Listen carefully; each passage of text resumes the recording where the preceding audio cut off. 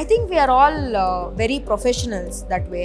ನಮ್ಮ ಪ್ರೊಫೆಷನ್ ನಮಗೇನು ಅಂತ ಗೊತ್ತು, ನಾವು ಯಾತಕ್ಕೆ ಬಂದಿದ್ದೀವಿ ಅಂತ ಗೊತ್ತು. ನಮ್ಮ ಪರ್ಸ್ನಲ್ ಎಕ್ಸ್ಪೀರಿಯನ್ಸಸ್ ಏನಾದ್ರು ಶೇರ್ ಮಾಡ್ತಿದ್ದೀವಿ ಅಂತಂದರೆ ಅದು ಫ್ಯಾಮಿಲಿ ಅಥವಾ ಫ್ರೆಂಡ್ಸ್ ಅಥವಾ ಪರ್ಸ್ನಲ್ ವಿಷಯಗಳ ಬಗ್ಗೆ ತುಂಬ ಕಮ್ಮಿ ಇರುತ್ತೆ. ಬಟ್ ಇಡೀ ಸೆಟ್ಟು ಎಷ್ಟು ಮಜವಾಗಿರುತ್ತೆ ಅಂದರೆ ನಮ್ಮ ಸೀನ್ ಬಂದಾಗ ಮಾತ್ರ ನಮ್ಮ ಕ್ಯಾಮ್ರಾಮ್ಯಾನ್ ಎಂಜಾಯ್ ಮಾಡ್ತಾರೆ ಆ್ಯಕ್ಚುಲಿ. ನಿಮ್ಮ ಸೀನ್ ಇರಬೇಕು, ನೀವು ಅಲ್ಲಿಲ್ವಾ, ಯಾಕಿಲ್ಲ ನಿಮ್ದು, ಬರ್ಬೇಕು ನೀವು, ಇಲ್ಲಾಂದ್ರೆ ಮಜಾ ಇರಲ್ಲ ಅಂತೆಲ್ಲ ಹೇಳ್ತಿರ್ತಾರೆ ಅವರು. ಅಂದ್ರೆ ಅವ್ರಿಗೂ ಒಂದು ಖುಷಿ ಅಲ್ವಾ, ಏನೋ ಒಂದು ಮಜಾ ಇರುತ್ತೆ. ಪಾಪ ಅವರು ಬೆಳಗ್ಗೆಯಿಂದ ಕಷ್ಟಪಡ್ತಿರ್ತಾರೆ. ಮಾಮೂಲಿ ಎಲ್ಲಾ ತರದ್ದು ಸೀನ್ ಇರುತ್ತೆ, ಬಟ್ ಒಂದು ಕಾಮಿಡಿ ಅವ್ರಿಗೂ ಬೇಕಲ್ಲ ನಗಕ್ಕೆ.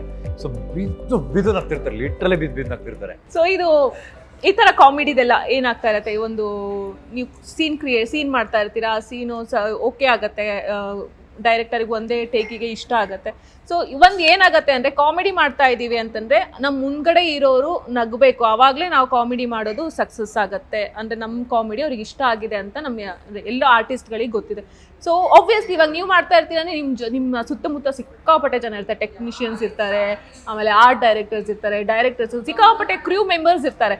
ಅವ್ರದ್ದೆಲ್ಲ ಯಾವ ಥರ ಎಕ್ಸ್ಪ್ರೆಷನ್ ಇರುತ್ತೆ, ನಿಮ್ಮ ಪ್ರತಿಯೊಂದು ಡೈಲಾಗು, ನೀವು ಮಾತಾಡೋದು ವೇ ಮತ್ತು ನೀವು ಯೂಸ್ ಮಾಡೋ ಪದ ಬಳಕೆಗಳು ಅವೆಲ್ಲ ಹೇಗೆ ಅವರಿಗೆ ಇಷ್ಟ ಆಗತ್ತೆ, ಅವ್ರದ್ದು ಎಕ್ಸ್ಪ್ರೆಷನ್ ಎಲ್ಲ ಯಾವ ತರ ಇರುತ್ತೆ ಅಂತ. ನಾನು ತುಂಬಾ ಕಡೆ ಬಿಕಾಸ್ ಅವರೇ ಫಸ್ಟ್ ನೀವು ಆಕ್ಟ್ ಮಾಡೋದು ನೋಡೋದೇ ಅವ್ರು ಫಸ್ಟ್ ನೋಡ್ತಾರೆ. ಅದನ್ನೇ ಹೇಳಿದ್ವಿ, ತುಂಬಾ ಕಡೆ ಹೇಳಿದ್ದೀನಿ. ನಮ್ಮ ಫಸ್ಟ್ ಆಡಿಯನ್ಸ್ ಬಂದೆ ಅವರು, ಎಸ್ಪೆಷಲಿ ಗುಂಡಮ್ಮ ಮತ್ತೆ ಜಿಮ್ಸಿನ್, ಅಂದ್ರೆ ಕಾಮಿಡಿ ಎಲಿಮೆಂಟ್. ಯಾಕಂದ್ರೆ ಈಗ ಕೆಲವೊಂದು ಎಮೋಷನಲ್ ಸೀನ್ಗೆ ಸುಮ್ಮನೆ ಹಿಂಗೆ ನೋಡ್ತಿದ್ದಾರೆ, ಅದು ಅವ್ರಿಗೆ ಇಷ್ಟ ಆಗಿಲ್ಲ ಅಂತ ಕಂಡುಹಿಡಿಯೋಕ್ಕಾಗಲ್ಲ. ಅಥವಾ ಯಾವುದೋ ಒಂದು ಹಳ ಸೀನ್ ಬಂದ್ರು ಅವ್ರು ಸುಮ್ಮನೆ ಹಿಂಗೆ ನಿಂತಿದ್ದಾರೆ ಅಂದ್ರೆ ಒಳಗಡೆ ಬೇಜಾರಾಗಿರ್ಬೋದು, ಬಟ್ ನಗದ್ ಹಂಗಲ್ಲ, ಸುಮ್ಮನೆ ಇದ್ರೆ ಗೊತ್ತಾಗಲ್ವಲ್ಲ, ನಗ್ಲೇಬೇಕಲ್ಲ, ನಕ್ಕಿದ್ರೆ ಮಾತ್ರ ಅಲ್ಲ ಗೊತ್ತಾಗಲ್ಲ ನಮ್ದು ಹಿಟ್ಟಾಗಿದೆ ಇಲ್ವ ಅಂತ.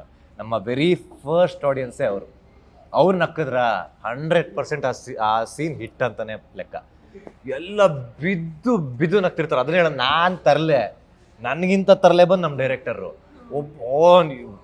ಹೊಟ್ಟೆ ಅದು ಎಲ್ಲಿಂದ ಹುಡುಕ್ತಾರೋ ಕೆಲವೊಂದು ಪದ, ಅವರು ಅಷ್ಟೇ ಆ ಸ್ಪಾಟಲ್ಲಿ ಅವರು ಹಿಂಗೆಲ್ಲ ಹೇಳ್ತಿರ್ತಾರೆ. ಸೀನ್ ಅಲ್ಲದೆ ಬಿಟ್ಟರೆ ಸುಮ್ಮನೆ ಓಡಾಡ್ಬೇಕಾದ್ರೆ ಏನೇನೋ ರೇಗಿಸ್ತಾ ಇರ್ತಾರೆ.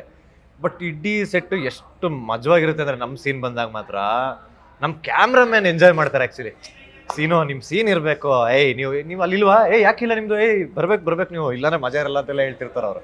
ಅಂದರೆ ಅವ್ರಿಗೂ ಒಂದು ಖುಷಿ ಅಲ್ವಾ, ಏನೋ ಒಂದು ಮಜಾ ಇರುತ್ತೆ. ಪಾಪ ಅವರು ಬೆಳಗ್ಗೆಯಿಂದ ಕಷ್ಟಪಡ್ತಿರ್ತಾರೆ. ಮಾಮೂಲಿ ಎಲ್ಲ ಥರದ್ದು ಸೀನ್ ಇರುತ್ತೆ, ಬಟ್ ಒಂದು ಕಾಮಿಡಿ ಅವ್ರಿಗೂ ಬೇಕಲ್ಲ ನಗಕ್ಕೆ. ಸೊ ಬಿದ್ದು ನಗ್ತಿರ್ತಾರೆ, ಲಿಟ್ರಲಿ ಬಿದ್ದು ನಗ್ತಿರ್ತಾರೆ. ಅದರಲ್ಲೂ ನಾವು ಹಾಕೋ ಎಫರ್ಟ್ ನೋಡಿ ಅವರು. ಮೊನ್ನೆ ಒಂದು ಸೀನ್ ಮಾಡಿದೆ, ಅವಾಗ ಕೇಳ್ತಾರೆ,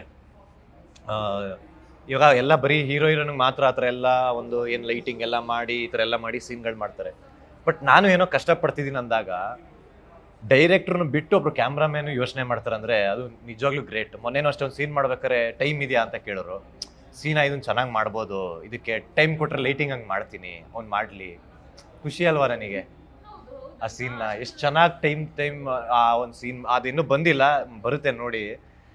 ಅದು ಕಾಮಿಡಿ ಅಲ್ಲ, ಸೀನ ಇದನ್ನ ಮಾಡ್ಬೋದು, ಅವ್ನಿಗೆ ತೋರಿಸ್ಬೋದು, ಅವ್ನ ಹಿಂಗೆ ಕೂರ್ಸೋಣ, ಅವ್ನಿಗೊಂದು ಲೈಟಿಂಗ್ ಮಾಡೋದ, ಬರೀ ಇವ್ರಿಗೆ ಇದಲ್ಲ, ಅವ್ನಿಗೊಂದು ಪ್ರಾಮುಖ್ಯತೆ ಕೊಡ್ಬೇಕಂತ ಅವ್ರು ಯೋಚನೆ ಮಾಡಿ ನನ್ನ ಕಣ್ಮುಂದೆನೇ ಅಸೋಸಿಯೇಟ್ ಕೇಳಿ ಮಾಡಿರೋವಂಥ ಸೀನ್. ಸೊ ಎಷ್ಟು ಖುಷಿ ನಮಗೆ, ಒಬ್ರು ಟೆಕ್ನಿಷಿಯನ್ಸ್ ನಮಗೆ ಸಪೋರ್ಟ್ ಮಾಡ್ತಾರೆ ಅಂದರೆ ನಿಜವಾಗ್ಲೂ. ಆಮೇಲೆ ಬೇರೆ ಕಡೆ ನಮ್ಮ ಲೈಟ್ ಹುಡುಗರು ಬೇರೆ ಕಡೆ ಹೋಗಿ ಸಜೆಸ್ಟ್ ಮಾಡ್ತಾರೆ, ಈ ಥರ ನಮ್ಮ ಅಣ್ಣ ಇದ್ದಾರೆ, ಅವ್ರು ಸಕ್ಕದಾಗಿ ಮಾಡ್ತಾರೆ, ಅವ್ರನ್ನ ಕರೆಸಿ ಒಂದ್ಸಲ ನೋಡಿ ಆ್ಯಕ್ಟ್ ಮಾಡಿಸಿ.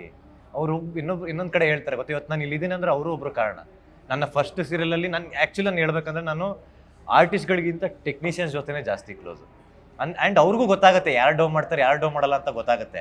ಸುಮ್ಮನೆ ಹೆಗ್ಲ ಮೇಲೆ ಕೈ ಹಾಕೊಂಡ ತಕ್ಷಣ ಅವ್ರ ನಂತರ 1000 ಜನ ನೋಡಿರ್ತಾರೆ, ಸುಳ್ಳು ಯಾವುದು ಇದ್ಯಾವುದು ಅಂತ. ಬಟ್ ನನ್ನ ಆ ಥರ ಇಲ್ಲ, ಯಾಕಂದರೆ ಅವ್ರಿಗೆ ಗೊತ್ತು ನಾನು ಹೆಂಗಿರ್ತಿದ್ದೆ ಅಂತೆಲ್ಲ ಗೊತ್ತು. ಇವತ್ತಿಗೂ ನಾನು ಸಿಕ್ಕಾಪಟ್ಟೆ ಕ್ಲೋಸ್, ನಾನು ರೇಗಿಸ್ತಾ ಇರ್ತೀನಿ ಏನು ಅದೇನು ಒಂದು ಬಹುಶಃ ನಾನು ರೇಗಿಸ್ದಂಗೆ ಬೇರೆ ಯಾರು ರೇಗಿಸ್ಬಿಟ್ರೆ ರೆಬಲ್ ಆಗ್ಬಿಡ್ತಿದ್ರೇನು.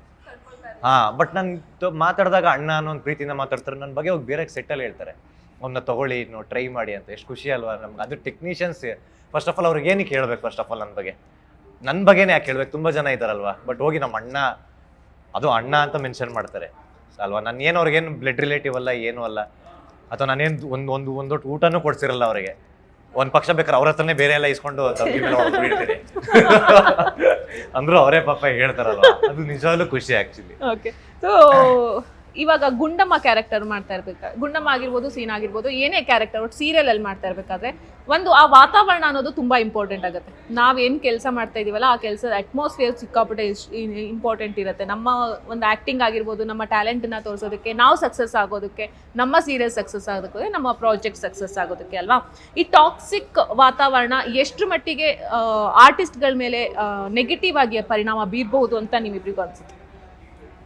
ಮತ್ತೆ ನಿಮ್ಮ ಸೀರಿಯಲ್ ವಾತಾವರಣ ಯಾವ ಥರ ಇದೆ? ಇವ್ರು ತಮ್ಮದ ವರ್ಜನ್ ಹೇಳಿದ್ರು, ನಿಮ್ಮ ವರ್ಜನ್ ಅಲ್ಲಿ ನಿಮ್ಮ ಸೀರಿಯಲ್ ವಾತಾವರಣ ಹೇಗಿದೆ? ಟಾಕ್ಸಿಕ್ ಬಂತಂದ್ರೆ ಅಲ್ಲಿ ಯಾವ ಥರ ನೆಗೆಟಿವ್ ಆಗಿ ಇಂಪ್ಯಾಕ್ಟ್ ಆಗುತ್ತೆ ಅಂತ? ಫಸ್ಟ್ಲಿ ನಮ್ಗೆ ಏನಂತಂದರೆ, ನಮ್ಮ ಸೀರಿಯಲಲ್ಲಿ ನಮ್ಮ ಅದೃಷ್ಟನೂ ಇರಬಹುದಿದು, ತುಂಬ ವೆಟರನ್ ಆ್ಯಕ್ಟರ್ಸ್ ಜಾಸ್ತಿ ಇದ್ದಾರೆ. ಅಂದರೆ ತುಂಬ ಪ್ರಾಜೆಕ್ಟ್ಸ್ ಮಾಡ್ಕೊಂಡು ಬಂದಿರೋ ಅಂಥವ್ರು, ತುಂಬ ಅನುಭವಸ್ಥರು ತುಂಬ ಜನ ಇದ್ದಾರೆ. ಸೊ ಅದರಿಂದಾಗಿ and we are extremely fortunate ಅನ್ಸುತ್ತೆ. ನಮ್ಗೆ ಸಿಕ್ಕಿರೋ ಎಲ್ಲ ಸೀನಿಯರ್ ಆರ್ಟಿಸ್ಟ್ಗಳನ್ನು ನಮ್ಮಲ್ಲಿ ಒಬ್ಬರಾಗಿದ್ದಾರೆ. ಅವ್ರು ಯಾವತ್ತೂ ಹಿಂಗೆ ನೋಡೋದಾಗಲಿ ಅಥವಾ ನಮ್ಮನ್ನು ನಾವು ಬೇರೆ ಲೆವೆಲ್ ಅವ್ರು ಬೇರೆ ಲೆವೆಲ್ ಆ ಥರ ಯಾವತ್ತೂ ಯಾರೂ ನಡ್ಸ್ಕೊಂಡಿಲ್ಲ. ಎಷ್ಟೊಂದು ಜನ ಆ್ಯಕ್ಚುಲಿ ಸಜೆಸ್ಟು ಮಾಡಿದ್ದಾರೆ, ನೋಡಿ ಹಿಂಗಿದೆ ಅಲ್ವಾ ಸೀನು, ನೀನು ಈ ಥರ ತಗೋ, ಅವಾಗ ನಾನು ಹಿಂಗೆ ಹೇಳ್ತೀನಿ, ಇದು ವರ್ಕ್ ಆಗುತ್ತೆ ನೋಡ್ತಾ ಇರೋ ಅಂತ.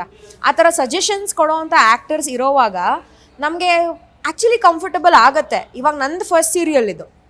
ನಾನು ಎಷ್ಟೊಂದು ಜನ ಆಗಿರ್ಬೋದು, ಶಾಸರಿಂದ ಹಿಡಿದು ಸಂದೀಪ್ ಅಣ್ಣನಿಂದ ಹಿಡಿದು ಎಷ್ಟೊಂದು ಜನ ನಾನು ಚಿಕ್ಕ ವಯಸ್ಸಲ್ಲಿ ನಾನು ಊಟಕ್ಕಿಂತ ಮುಂಚೆಯಿಂದ ಪ್ರಾಬ್ಲಿ ಆ್ಯಕ್ಟ್ ಮಾಡ್ತಾಯಿದ್ರು ಏನೋ, ಅವ್ರ ಜೊತೆ ನಿಂತು ಮಾಡಬೇಕು ಅಂದರೆ ಒಂದು ಸೆಕೆಂಡ್ ನನಗೂ ಗಾಬರಿ ಆಗುತ್ತೆ. ಅಯ್ಯೋ ಅವ್ರು ಏನು ಅನ್ಕೋತಾರೋ ಏನೋ, ಹೆಂಗೆ ಹೇಳಬೇಕೋ ಏನೋ, ಓಕೆನಾ ಇಲ್ವಾ ಅಂತ. ಬಟ್ ಫಸ್ಟಿಂದನೂ ತುಂಬ ಕಂಫರ್ಟಬಲ್ ಆಗೇ ಫೀಲ್ ಮಾಡಿಸಿದ್ದಾರೆ ನಮಗೆ. ಸೊ ಅದರಿಂದಾಗಿ ನಮ್ಗೆ ಆ ಥರ ಯಾವುದೇ ಒಂದು ಹಿಂಜರಿಕೆ ಅಥವಾ ಇನ್ಹಿಬಿಷನ್ ಆ ಥರ ಯಾವತ್ತೂ ಅನಿಸಿಲ್ಲ, ಎಸ್ಪೆಷಲಿ ಸೀನಿಯರ್ ಆರ್ಟಿಸ್ಟ್ಗಳ ಜೊತೆ. ಇನ್ನು ಬಾಕಿದಂತೆ ನಮ್ಮ ಏಜ್ ಗ್ರೂಪಿನ ಒಂದು ಆರ್ಟಿಸ್ಟ್ಗಳಾದರೆ ನಾವು ಒಂದೇ ಆಲ್ಮೋಸ್ಟ್ ಸೇಮ್ ಏಜ್ ಗ್ರೂಪ್ ಆಗಿರೋದ್ರಿಂದ ಆ ಥರ ಒಂದು ಆ್ಯಟಿಟ್ಯೂಡ್ ಚೆಕ್ ಮಾಡೋ ಅಂಥವ್ರು ಅಥವಾ ಏನೋ ಒಂಥರ ಅನ್ಕಂಫರ್ಟಬಲ್ ಮಾಡಿಸೋ ಅಂಥ ಆರ್ಟಿಸ್ಟ್ಗಳು ನಮ್ಮ ಸೆಟ್ಟಲ್ಲಂತೂ ಯಾರೂ ಇಲ್ಲ. Everybody is up for discussion. ಸರಿ ಈ ಸೀನ್ ಹಿಂಗೆ ಮಾಡ್ತೀಯಾ, ಹಿಂಗೆ ತೊಗೊಳ್ಳೋಣ, ಹಿಂಗೆ ಮಾಡೋಣ ಅಂತ. ಒಂದೊಂದ್ಸತಿ ಡೈರೆಕ್ಟ್ರು ಸೇರ್ಕೊಂಡ್ಬಿಡ್ತಾರೆ, ನೀವೊಂದು ಕೆಲಸ ಮಾಡಿ, ನೀನು ಹಿಂಗೆ ಮಾಡು, ನೀನು ಹಿಂಗೆ ಮಾಡು, ಅವಾಗ ವರ್ಕ್ ಆಗುತ್ತೆ ಅಂತ. ಸೊ ಆ ಥರ ಕೋಆಪ್ರೇಟ್ ಮಾಡದೇ ಇರೋ ಆರ್ಟಿಸ್ಟ್ಗಳು ಯಾರೂ ಇಲ್ಲ. ಇನ್ನು out of the acting space ಬಂತು ಅಂತಂದರೆ I think we are all very professionals that way. ನಮ್ಮ ಪ್ರೊಫೆಷನ್ ನಮಗೇನು ಅಂತ ಗೊತ್ತು, ನಾವು ಯಾತಕ್ಕೆ ಬಂದಿದ್ದೀವಿ ಅಂತ ಗೊತ್ತು. ನಮ್ಮ ಪರ್ಸ್ನಲ್ ಎಕ್ಸ್ಪೀರಿಯನ್ಸಸ್ ಏನಾರು ಶೇರ್ ಮಾಡ್ತಿದ್ದೀವಿ ಅಂತಂದರೆ ಅದು ಫ್ಯಾಮಿಲಿ ಅಥವಾ ಫ್ರೆಂಡ್ಸ್ ಅಥವಾ ಪರ್ಸ್ನಲ್ ವಿಷಯಗಳ ಬಗ್ಗೆ ತುಂಬ ಕಮ್ಮಿ ಇರುತ್ತೆ. ಸಿನಿಮಾದ ಬಗ್ಗೆ, ಸೀರೀಸ್ ಬಗ್ಗೆ, ಒಂದು ಆರ್ಟ್ ಬಗ್ಗೆ ಅಥವಾ ಏನು ನಡೀತಾ ಇದೆ ಅದ್ರ ಡಿಸ್ಕಷನ್ಸ್ ಇರುತ್ತೆ. ಅದು ಬಿಟ್ಟು ಟಾಕ್ಸಿಕ್ ವಾತಾವರಣ ಹೆಂಗೆ ಪ್ರಭಾವ ಬೀರ್ಬೋದು ಅಂತಂದರೆ, ನಾನು ಮುಂಚೆ ಕಾರ್ಪೊರೇಟಲ್ಲಿ ಕೆಲಸ ಮಾಡಿರೋದ್ರಿಂದ ಹೇಳ್ತಾ ಇದ್ದೀನಿ, ಟಾಕ್ಸಿಕ್ಕಾಗಿ ಇಲ್ಲದೇ ಇರುವಂತಹ ಒಂದು ವರ್ಕಿಂಗ್ ಸ್ಪೇಸ್ ನೀವು ಕಾಣದೇ ಇರೋಕ್ಕೆ ಸಾಧ್ಯನೇ ಇಲ್ಲ. You cannot control what other people are doing for you, to you, everything. ನಿಮ್ಮ ರೆಸ್ಪಾನ್ಸಿಬಿಲಿಟಿ ಏನಂದರೆ ನೀವು ಅದಕ್ಕೆ ಹೆಂಗೆ ರಿಯಾಕ್ಟ್ ಮಾಡ್ತೀರಾ. ನಿಮ್ಮ ಕಡೆಯಿಂದ ತಪ್ಪಾಗಿದೆಯಾ, you just bow your head, okay sorry, you move on. ಇಲ್ವಾ ಆರ್ಗ್ಯೂ ಮಾಡಬೇಕು ಅನ್ಸತ್ತಾ, you have a discussion, move on. ಅದನ್ನು ಇಟ್ಕೊಂಡು ನಾವು ಕೆಣಕ್ದಷ್ಟು ಅವ್ರು ರೆಸ್ಪಾಂಡ್ ಮಾಡ್ತಾರೆ. ಅದು ಇಬ್ಬರ ವೈಯಕ್ತಿಕ ರಿಲೇಷನ್ಶಿಪ್ಗೆ ಟಾಕ್ಸಿಕ್ ಆಗ್ತಾ ಹೋಗುತ್ತೆ, ಅದು ಹಾಗೆ ಸ್ಪ್ರೆಡ್ ಆಗ್ತಾ ಹೋಗುತ್ತೆ. ಅದು ನನ್ನ ಟೇಕ್. ಎಲ್ಲ ವರ್ಕಿಂಗ್ ಸ್ಪೇಸಲ್ಲೂ ಇಷ್ಟ ಆಗೋ ಕೆಲವೊಂದು ಆಸ್ಪೆಕ್ಟ್ಸು ಇರುತ್ತೆ, ಇಷ್ಟ ಆಗದೇ ಇರೋ ಆಸ್ಪೆಕ್ಟ್ಸು ಇರುತ್ತೆ. ಬಟ್ ನಾವು ಏನಕ್ಕೆ ಬಂದಿದ್ದೀವಲ್ಲಿ, ನಾವು ಏನು ಮಾಡೋಕ್ಕೆ ಹೊರಟಿದ್ದೀವಿ, ಅದನ್ನು ಮಾಡಿಕೊಂಡು ಮುಂದೆ ಹೋಗೋದು ಈಸ್ ಬೆಟರ್ ಅಂತ ಅನಿಸುತ್ತೆ. ಇವಾಗ ಆ ಥರ ನಮ್ಮ ಸೆಟ್ಟಲ್ಲಿ ಅಯ್ಯೋ ಇಟ್ ಇಸ್ ವೆರಿ ಟಾಕ್ಸಿಕ್ ಅಂತೆಲ್ಲ ಏನೂ ಅನಿಸಿಲ್ಲ. ಅಂದರೆ ಅಂದರೆ it is our perspective at the end of the day. ನನಗಿಲ್ಲಿ ಹೇಗಕ್ಕೆ ಆಗಲ್ಲ, ನಂಗೆ impossible, I have to quit, ಆ ಥರ ಮನಸ್ಥಿತಿ ಇದ್ದರೆ ಸಣ್ಣ ಸಣ್ಣ ವಿಷಯನೂ ನಮಗೆ ಹ್ಯಾಂಪರ್ ಮಾಡೋಕ್ಕೆ ಸ್ಟಾರ್ಟ್ ಆಗುತ್ತೆ. ಒಂದು ಬಿಸಿನೀರು ಸಿಕ್ಕಿಲ್ಲ ಅಂತಂದರೆ ಅಯ್ಯೋ ನನ್ನ ಕೈಲಿ ಆಗ್ತಾಯಿಲ್ಲ, that becomes toxic for some person. ಯಪ್ಪ ಸೆಟ್ಟಲ್ಲಿ ಬಿಸಿನೀರು ಕೊಡಲ್ವಂತೆ, ಏನಂತೆ ಗೊತ್ತಾ ಅಂತ. ನಾವು ಯಾವುದಕ್ಕೆ ರಿಯಾಕ್ಟ್ ಮಾಡ್ತೀವಿ ಅದ್ರ ಬೇಸಿಸ್ ಮೇಲೆ ಯಾವ ಟಾಕ್ಸಿಕ್ ಅಲ್ಲ ಅನ್ನೋದು it is a very very personal opinion. So ಎಷ್ಟರ ಮಟ್ಟಿಗೆ ಒಬ್ಬ ವ್ಯಕ್ತಿಯ ಅಥವಾ ಒಂದು ವಾತಾವರಣ ನಮಗೆ ಪರ್ಸ್ನಲಿ ಇಂಪ್ಯಾಕ್ಟ್ ಮಾಡುತ್ತೆ, ಅದ್ರ ಬೇಸಿಸ್ ಮೇಲೆ ಟಾಕ್ಸಿಸಿಟಿ. ಎಲ್ಲ ಕಡೆ ಟಾಕ್ಸಿಕ್ ಇದ್ದೇ ಇರುತ್ತೆ. ಆ ಟಾಕ್ಸಿಸಿಟಿನ ನಾವು ಎಷ್ಟು ಟಾಲ್ರೇಟ್ ಮಾಡೋ ಶಕ್ತಿ ನಮ್ಮಲ್ಲಿದೆ. ನಾವು ಬಂದಿರೋದು ಏನಕ್ಕೆ, ಆ್ಯಕ್ಟ್ ಮಾಡ್ತಾ ಇದ್ದೀವಿ, ನಮಗೆ ಒಳ್ಳೆ ಕಲೆ, ಒಳ್ಳೆ ಒಂದು ಅವಕಾಶ ಸಿಕ್ಕಿದೆ. ಅವಕಾಶ is greater than this toxicity for me. ನನಗೆ ಸಿಕ್ಕಿರೋ ಒಂದು ಅವಕಾಶ, ಎಷ್ಟು ಜನ ಕಷ್ಟಪಡ್ತಿರ್ತಾರೆ ಈ ಅವಕಾಶಕ್ಕಾಗಿ, ಎಷ್ಟು ಜನ ಆಡಿಷನ್ಸ್ ಕೊಟ್ಟು ಕಷ್ಟಪಟ್ಟು ವರ್ಷಾನುಗಟ್ಲೆಯಿಂದ ಟ್ರೈನಿಂಗ್ ತೊಗೊಂಡಿರ್ತಾರೆ. ನಾನು ಬಂದು ಒಂದು ಲುಕ್ ಟೆಸ್ಟಲ್ಲಿ ಸೆಲೆಕ್ಟ್ ಆಗಿದ್ದೀನಿ ಅಂತಂದರೆ ಸೊ ನಾನು ಲುಕ್ ಟೆಸ್ಟ್ ಕೊಟ್ಟು ಈ ಸೀರಿಯಲ್ ಮಾಡ್ತಿರೋದ್ರಿಂದ ನಾನು I am just grateful for that. ಅದನ್ನ ಬಿಟ್ಟು ಇದ್ರ ಮೇಲೆ ಫೋಕಸ್ ಮಾಡಿದ್ರೆ, ಅಂದರೆ ನಾನು ಹೇಳ್ತಾ ಇರೋದು ಎಲ್ಲರೂ ಮಾಡಬೇಕು ಅಂತಲ್ಲ, ಅಟ್ಲೀಸ್ಟ್ ಅದನ್ನ ಬಿಟ್ಟು ಇದ್ರ ಮೇಲೆ ಫೋಕಸ್ ಮಾಡಿದ್ರೆ ಸ್ವಲ್ಪ it will become more professional. ಪ್ರಭಾವ ಬೀರುತ್ತೆ, ಯಾರು ಹೆಂಗೆ ತಗೊಳ್ತಾರೆ ಅನ್ನೋದ್ರ ಮೇಲೆ ಡಿಪೆಂಡ್ ಆಗುತ್ತೆ. ಓಕೆ ತಿನ್ನಿ, ಪರವಾಗಿಲ್ಲ.